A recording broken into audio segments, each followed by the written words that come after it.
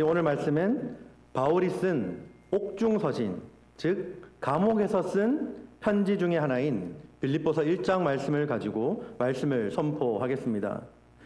오늘 빌립보서 1장의 말씀을 살펴보면서 빌립보서가 쓰여진 배경에 대해서 우리는 좀 이해할 필요가 있습니다. 고린도에서 로마 성도들에게 바울이 편지를 쓰면서 그해 겨울을 나고 바울은 고린도를 떠나서 이제 예루살렘으로 향하게 됩니다. 자신의 사역의 열매를 상징하는 이방인 교회의 연보, 즉 헌금이죠. 헌금을 예루살렘 교회에 전달하기 위해서였습니다. 그리고 예루살렘에 도착해서는 동족인 유대인들의 대적자들에 의해서 다시 감옥에 갇히게 되고 여러 가지 우여곡절을 거쳐서 다시 또 로마 감옥에 갇히게 됩니다. 빌립보서는 바울이 로마 감옥에 갇혀 있을 시기에 썼던 편지입니다. 빌립보서 1장에서 바울은 자신이 감옥에 갇힌 것이 오히려 복음 전파의 진전이 되었다라고 말하면서 시위대 안에 갇힌 자신의 상황을 직접적으로 표현하고 있습니다. 빌립보 교회는 사도 바울의 사역에 재정적인 후원을 굉장히 많이 했던 교회입니다. 데살로니가에 있을 때 두세 번 바울의 쓸 것을 챙긴 빌립보 교회 성도들은 이번에는 에바브로디도라는 사람을 통해 로마에 보내 바울의 부족한 것을 채울 뿐만 아니라 이제 바울의 곁에서 바울을 보살피도록 배려를 했던 것이죠. 에바브로디도는 자기 목숨을 돌보지 않고 정말 열심과 성의를 다해 옆에서 바울을 섬겨왔습니다. 근데 너무 열심히 바울을 섬기고 자기 몸도 돌보지 않은 채 바울을 섬기다 보니 에바브로디도도 병에 걸려서 죽을 고비를 맞게 되었죠. 이런 상황들 때문에 빌립보 교인들도 굉장히 마음이 힘든 상황을 맞이하게 되었습니다. 그래서 바울은 에바브로디도가 다시금 건강이 회복되자 다시 빌립보로 돌려보내 그들의 마음에 안심을 주고 함께 기쁨을 나누려 했던 것이죠. 에바브로디도는 빌립보 교회의 상황에 관한 두 가지 이야기를 사도 바울에게 전합니다. 하나는 교회 내부에서 일어나는 성도들 간의 분쟁에 관한 이야기였습니다. 빌립보 교회는 여자 성도들로부터 시작되었고 그리고 여성 지도자들이 굉장히 많은 교회였습니다. 그 중에 여자 지도자 중에 한 명이었던 유오디아 그리고 순두계라는 이 여성 지도자들이 서로 이제 다투고 있다는 소식을 듣게 되었죠. 또 다른 하나는 주위의 비그리스도인들로부터 핍박과 고난을 당한다라는 소식을 듣게 되었습니다. 이에 대해 사도 바울은 이 두 가지 문제를 해결하기 위해서 이 빌립보서를 쓰게 되었습니다. 빌립보서의 서문, 첫 번째 1절, 2절을 제외한 첫 번째 시작은 이렇게 시작합니다. 내가 나의 하나님께 감사한다라는 것이죠. 사도 바울은 빌립보서에서 가장 먼저 감사를 표현합니다. 우리는 사도 바울이 처해 있던 힘겨운 상황을 생각해 본다면 처음부터 사도 바울이 감사의 말을 하는 것에 놀라워할 수밖에 없습니다. 빌립보서에서 우리는 사도 바울이 큰 어려운 형편에 처해 있던 것을 발견할 수 있습니다. 먼저 사도 바울은 빌립보서를 기록할 때 자유로운 몸이 아니었습니다. 그의 몸은 매여 있는 상황이었죠. 감옥에 갇혀 있는 상황이었던 것입니다. 사도 바울은 4번이나 연달아서 자신이 감옥에 갇히게 되었다라는 것을 설명합니다. 빌립보서 1장 7절, 13절, 14절, 그리고 17절 말씀에서 계속적으로 사도 바울이 이런 표현을 씁니다.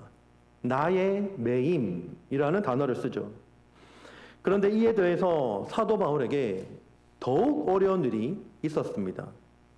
그것은 사도 바울을 오해하거나 대적하는 사람들이 주위에 많이 있었다라는 것입니다. 어떤 사람들은 사도 바울의 전도를 시기 질투하였고 어떤 사람들은 바울이 하는 권면을 대적하고 맞서 싸우기도 했고, 또 어떤 사람들은 바울이 갖고 있던 믿음과 신앙을 멸시하기도 했습니다. 끝으로 어떤 사람들은 바울이 전하는 복음으로 인해 원수가 되기도 하였습니다. 사도 바울은 육신적으로 그리고 심적으로도 이렇게 혹독한 고통을 받고 있는 동안에도 글을 쓰면서 첫 마디에 나는 감사하노라 라고 고백하고 있습니다. 그러면 사도 바울은 누구에게 감사하고 있는 것일까요? 사도 바울은 바로 하나님께 감사하고 있습니다. 사도 바울은 자신이 누구를 상대로 하며 살고 있는지를 분명하게 우리 가운데 알려줍니다. 사도 바울이 투옥이 되고 이제 주변에는 자신을 둘러싼 대적들이 둘러 진치는 수없이 많은 대적들이 있는 그런 고난의 자리에 처해 있는 동안에도 사도 바울의 첫 시작부터 감사를 말할 수 있었던 것은 바로 사도 바울이 하나님을 상대로 살고 있었기 때문입니다. 사도 바울은 이 하나님을 나의 하나님이라고 부릅니다. 사도 바울은 하나님과 개인적인 관계 가운데 있었습니다. 나의 하나님은 내가 개인적으로 만나며 교제하는 하나님이시고, 또 나의 하나님께서는 나를 개인적으로 만나주시는 하나님이신 것입니다. 사도 바울은 나의 하나님이라는 표현을 통해서 자신의 존재의 의미를 하나님과의 관계에서 다시 한번 정확하게 우리 가운데 확인하고 알려줍니다. 사도 바울은 감사로서 하나님과의 관계를 명확하게 하고 있습니다. 하나님께 감사한다라는 것은 세상 사람들이 추구하는 것과는 다른 삶을 살고 있다는 것입니다. 여러분, 바울의 감사에는 조금 특징적인, 조금 다른 부분이 있습니다. 그것은 3절과 4절에서 계속 나타나는 모든 그리고 뭐뭐마다라는 것이죠. 말씀을 보시면 너희를 생각할 때마다, 항상, 그리고 간구할 때마다 너희 무리를 위하여 라고 기록하는데, 이 말 자체는 너희 모든 무리를 위하여 라는 말이죠. 그래서 자꾸 모든이라는 말과 뭐뭐마다라는 이 단어를 반복해서 고백하는 이 바울의 의도를 우리는 무엇인지 보아야 합니다. 바울이 한 단어를 이렇게 여러 가지 방식으로 반복해서 사용하는 것은 어떠한 의도를 가지고 있는 것입니다. 그것은 사도 바울의 감사가 갈수록 깊어진다라는 것입니다. 한 가지의 이유만 가지고 사도 바울이 감사한 것이 아니라 모든 상황 가운데 감사하다라는 것을 사도 바울은 말하고 있는 것입니다. 대부분의 사람들은 일 중심의 관계를 맺게 됩니다. 그런데 사도 바울은 일보다 사람과의 관계를 중시하는 사람이었습니다. 사도 바울의 이 서신에서 대부분 사람을 소개할 때 어떻게 표현하냐면 자신의 동력자 혹은 나의 친구, 자신의 친구라고 소개를 합니다. 사도 바울은 의무적으로 성도를 대하지 않았습니다. 빌립보 교회 성도들을 생각했고 생각할 때마다 하나님께 감사했습니다. 기도할 때마다 기쁨으로 항상 하나님께 기도했습니다. 여러분, 그 이유가 무엇입니까? 빌립보 교회가 세워진 초창기부터 이 빌립보 교회가 바울의 선교사역에 함께 동참했기 때문이죠. 5절 말씀을 보시면 복음을 위한 일에 참여하고 있기 때문이라고 합니다. 여기서 나오는 이 참여라는 것은 단순한 교제가 아니라 자신의 소유물을 팔아서 자신이 가지고 있는 것을 나누어 함께 동참한다라는 것이죠. 바울이 고린도에서 사역을 할 때도 물질을 보내서 기도로 후원을 하였습니다. 그리고 로마 감옥에 갇혀있는 자신을 위해서는 이 에바브로 디도를 통해서 바울을 돕기도 하였습니다. 바울과 빌립보 교회 성도들과의 관계는 단순히 그냥 만나는 피상적인 관계가 아니었습니다. 바울과 빌립보 교회 성도들은 명확한 하나의 목표가 있었습니다. 어떻게 하면 복음을 위한 일에 동참할 수 있을까? 한마음 한뜻을 품고 만났던 그런 관계, 그런 교제였습니다.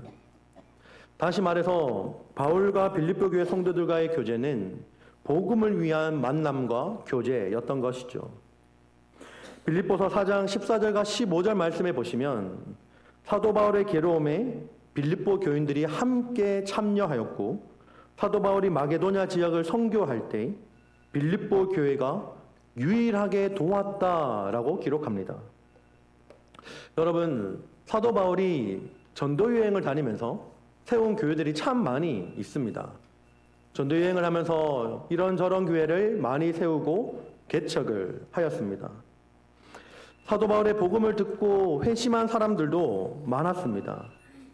여러분, 그런데 이 중에서 특별하게 빌립보 교회와 성도들이 사도 바울을 더욱 애틋하게 생각하고 사랑했으며 사도 바울을 위하여 물심양면으로 그의 사역을 도왔던 것입니다.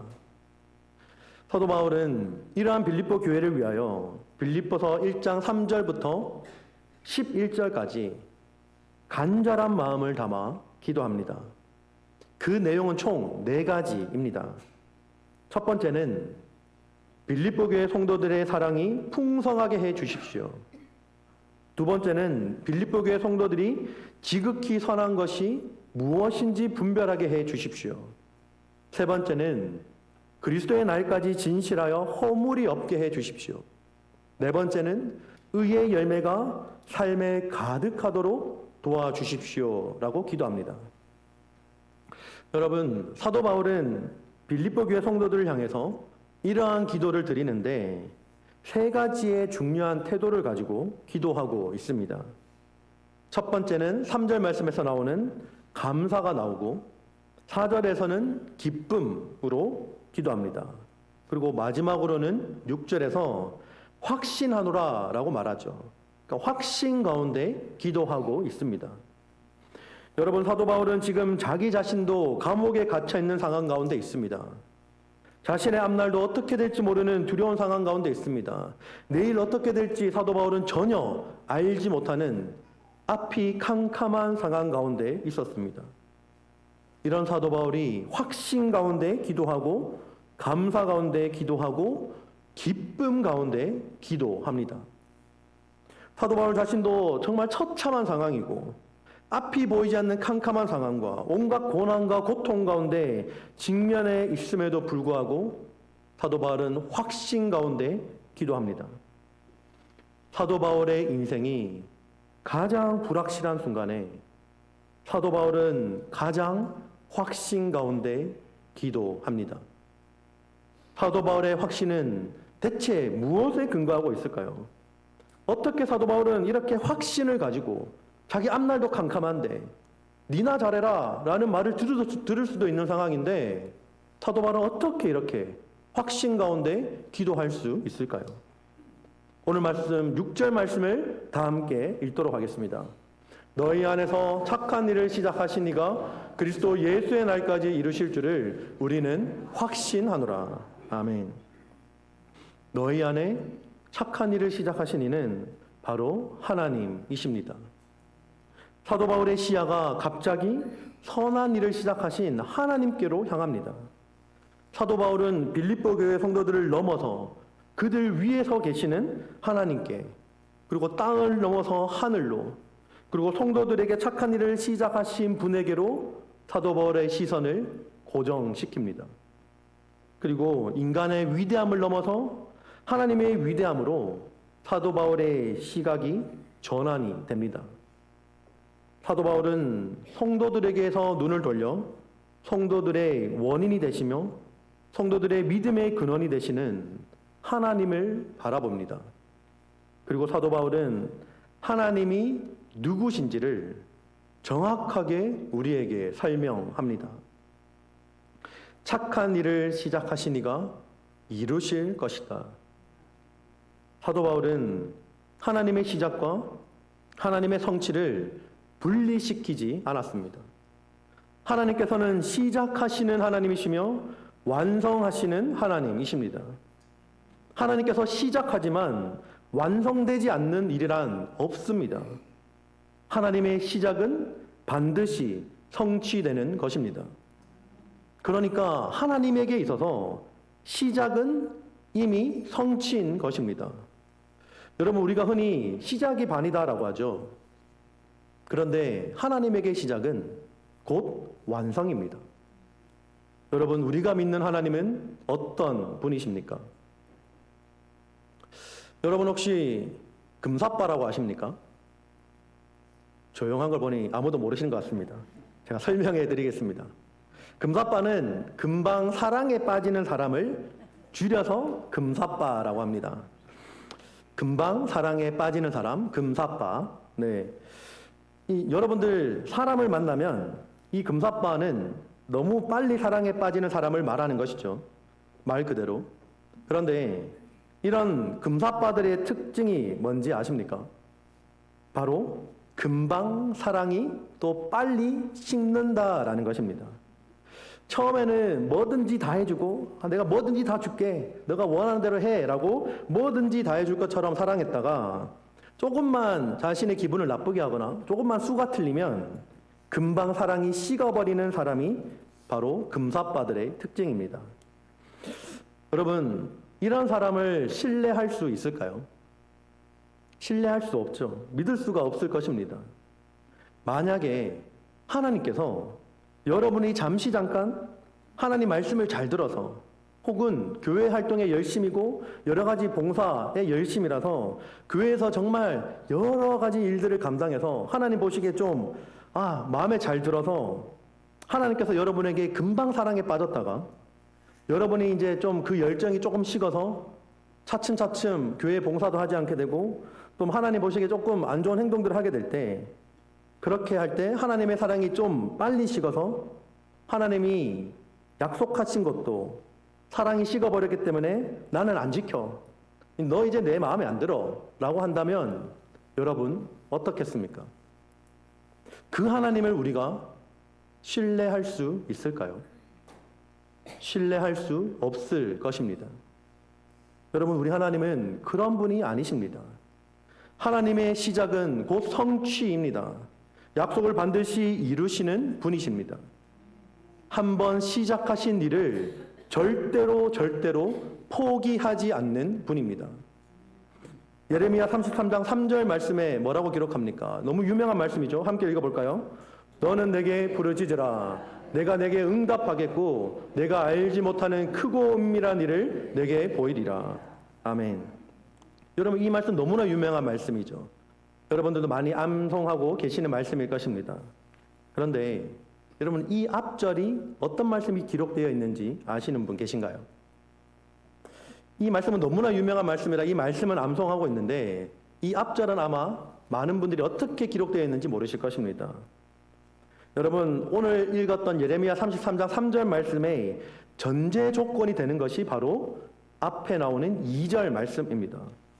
그러니까 2절이 너무나 중요한 말씀이죠. 2절 말씀은 어떻게 되는지 한번 읽어보도록 하겠습니다.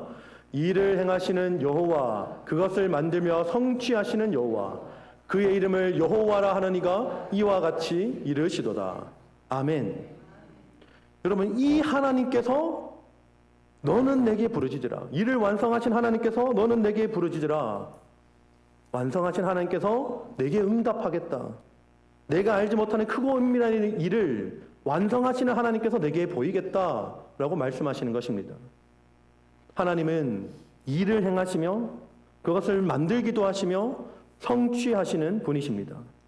앞에 바다가 가로막고 있다 할지라도 바다를 가르시며 앞에 벽이 막고 있다면 그 벽을 허물어서 길을 내시는 분이시며 아무것도 없는 광야에서도 물을 만들어 내시는 분이신 것입니다.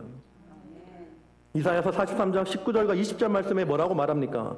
보라, 내가 새 일을 행하리니 이제 나타낼 것이라. 너희가 그것을 알지 못하겠느냐? 반드시 내가 광야의 길을 사막의 강을 내리니 장차 들짐승 곧 승냥이와 타조도 나를 존경할 것은 내가 광야의 물을 사막의 강들을 내어 내 백성 내가 택한 자에게 마시게 할 것임이라. 아멘. 하나님께서는 반드시 시작하신 일을 이루시는 분이십니다. 사도 바울의 확신은 상황이 아니었습니다. 사람이 아니었습니다. 바로 사도 바울의 확신의 근거는 바로 하나님에게 있는 것입니다. 여러분, 사도 바울은 빌립보 교회의 문제를 모르고 있었던 것이 아닙니다. 빌립보 교회가 너무나 평안하고 잘 될만 해서 이런 고백을 드리는 것이 아닙니다. 사도 바울에게 빌립보 교회의 문제가 계속 들려왔습니다. 우리 교회 안에 여성 지도자들끼리 다툼이 있습니다. 분열이 있습니다. 분쟁이 있습니다. 갈등이 있습니다. 라는 문제들을 계속적으로 듣고 있었죠. 그런데 이런 소문과 이런 소식을 계속 들었음에도 불구하고 사도 바울이 보는 것은 바로 하나님인 것입니다.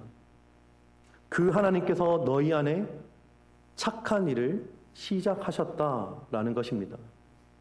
여러분, 다시 한번 말씀을 잘 보시길 바랍니다. 너희 안에 착한 일을 시작하실 미래형이 아닙니다. 하나님, 제발 우리 교회에, 이 빌립보 교회 성도들에게 착한 일을 시작해 주십시오. 착한 일을 시작해 주시면 좋겠습니다라고 소망 가운데 말하는 것이 아닙니다. 착한 일을 시작하신, 영어로는 began, 과거형인 것입니다. 이거는 착한 일을 해주면 좋겠다는 미래형과 소망의 말이 아닙니다. 이미 시작하셨다라는 것입니다. 착한 일을 이미 하나님께서 시작하셨습니다. 우리 교회를 향한 착한 일을 이미 하나님께서 시작하셨습니다. 50년 전에 이미 필라델피아에 예수 그리스도를 머리로 삼은 교회로 세우시고 지금도 신실하게 이 교회를 향한 착한 일을 시작하신 예수님 하나님께서 예수 그리스도의 날까지 반드시 이루실 것입니다. 여러분, 그 착한 일을 우리 교회 가운데, 우리의 가정 가운데, 그리고 내 삶 가운데 하나님께서는 신실하게 이루실 것입니다. 바울은 이러한 신실하신 하나님, 전능하신 하나님, 약속을 반드시 이루시는 하나님을 바라보며 감옥에서조차도 기뻐하면서 복음을 증거했습니다. 바울이 감옥에 있을 때 그의 사역이 방해를 받고 주춤한 것이 아니라 감옥에 있을 때 오히려 더 많은 사람들에게 도전을 주고 복음을 증거할 수 있는 기회를 얻게 되었다라고 바울은 고백합니다. 빌립보서 1장에서 사도 바울은 이미 그가 감옥에 갇힌 일이 주의 복음의 전파에 오히려 유익하게 되었음을 고백합니다. 1장 12절 말씀에 이렇게 기록합니다. 형제들아, 내가 당한 일이 도리어 복음 전파의 진전이 된 줄을 너희가 알기를 원하노라. 바울이 감옥에 갇히자 빌립보 교인들 가운데 우리 바울 선생도 감옥에 갇혔는데 우리도 목숨을 다해서 복음을 전하자라고 하면서 이렇게 사랑으로 담대함으로 복음을 더욱 전하게 된 사람들이 있었던 반면에 또 다른 사람들은 바울 선생이 없으니까 우리가 더 잘할 수 있다 라고 하면서 시기심과 분쟁으로 이 기회에 우리가 이 사도 바울의 사역을 뺏어버리자 라고 하면서 순전치 못한 마음으로 그리스도를 전하는 사람들도 있었습니다. 그렇게 하는 것은 이들이 감옥에 갇혀있는 사도 바울에게 굉장히 고통을 줄 줄로 생각하고 그렇게 했던 것이죠. 여러분, 하지만 사도 바울은 이 모든 것이 사도 바울에게 기쁨이었습니다. 1장 18절 말씀에 바울이 이렇게 고백합니다. 함께 읽을까요? 그러면 무엇이냐? 거칠애로 하냐? 참으로 하나? 무슨 방도로 하든지 전파되는 것은 그리스도니 이로써 나는 기뻐하고 또한 기뻐하리라. 아멘. 바울에게 있어서, 복음에 있어서는 이 바울은 복음에 있어서 진실되게 이렇게 생각했던 사람이었습니다. 내가 좀 사역이 뺏기면 어떻습니까? 이래나 저래나 내 사역이 뺏겨도 어차피 전해지는 것은 예수 그리스도인데 내 사역 좀 뺏기는 게 그까짓 게 뭔 대수입니까? 주님이 전해지는 것만으로도 나에겐 참된 기쁨이 있습니다. 라고 사도 바울은 고백하는 것이죠. 바울에게는 상황을 넘어서 그리고 산업을 넘어선 기쁨이 있었습니다. 여러분, 하나님께서 이런 바울을 보시고 얼마나 기쁘셨을까요? 감옥에서조차 감옥 밖에 있는 성도들을 오히려 위로하면서 감옥 안에서 감옥 밖에 자유로운 성도들을 위로하며 너희가 기뻐해라. 내가 상황이나 사람을 보는 것이 아니라 하나님을 바라보기 때문에 내 하나님께 감사한다. 그리고 나는 이 모든 약속을 신실하게 이루시는 그 하나님을 믿기 때문에 확신 가운데 기도한다라는 이 바울의 고백을 들으면서 하나님께서는 얼마나 기쁘셨을까요?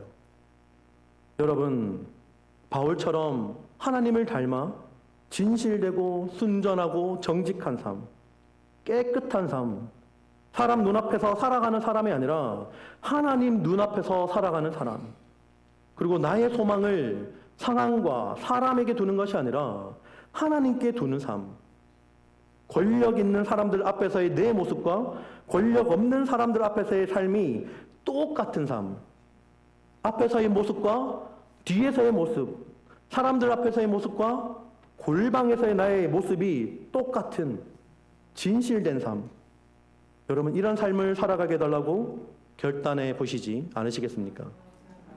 그래서 하나님을 닮은 신실함, 진실함, 거룩함이 내 삶의 모습에서 보여지게 해달라고 기도해 보시지 않으시겠습니까? 오늘 이 말씀을 통해 우리 앞으로의 모든 삶이, 우리의 모든 간구와 기도가 어떤 상황 가운데서도 감사와 기쁨과 약속한 것을 반드시 이루시는, 착한 일을 반드시 성취하시는 신실하신 하나님으로 인한 확신 가운데 있을 수 있기를 주님의 이름으로 축복합니다. 우리 다 함께 이 시간 일어나